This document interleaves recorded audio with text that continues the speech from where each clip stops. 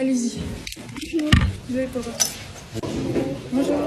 Allez-y, asseyez-vous. On va prendre 10 minutes quand même pour parler un petit peu du conseil de classe. Un dernier cas qui a fait débat. Il est très bon dans les matières scientifiques et il est un peu moins bon dans les matières, dans les langues. Je veux dire, vous êtes en STL, sciences, technologie, du laboratoire. Vous n'êtes pas en littérature. Alors je sais, c'est important le français, c'est important les langues.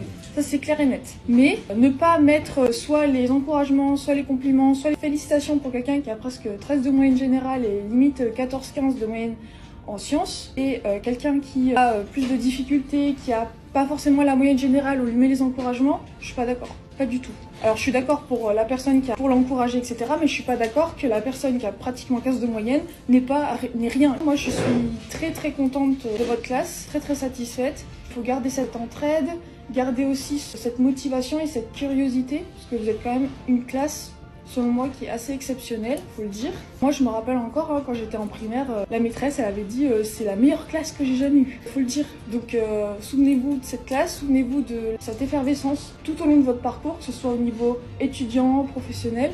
Vous serez truffé d'injustice. Par exemple, intégré à des groupes, il y a quelqu'un qui va rien faire du tout, il aura 16 de moyenne parce que vous avez fait un boulot de dingue, et finalement il va s'en sortir comme vous.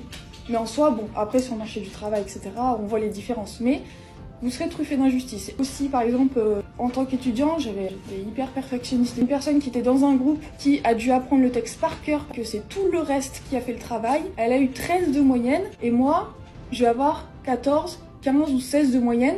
On a 1 ou 2 points d'écart pour un travail qui n'a rien à voir. C'est comme ça la vie. C'est plein d'injustices. Et tout ça pour dire quoi ? Ne vous démotivez pas. Si vous n'êtes pas juste une note, vous n'êtes pas juste 13 de moyenne, ou 12 de moyenne, ou 11 de moyenne. Vous êtes tout un ensemble, toute une personnalité. Donc gardez vos points forts, restez bienveillant, sympathique. J'ai un peu tout mélangé, mais quelque chose à dire.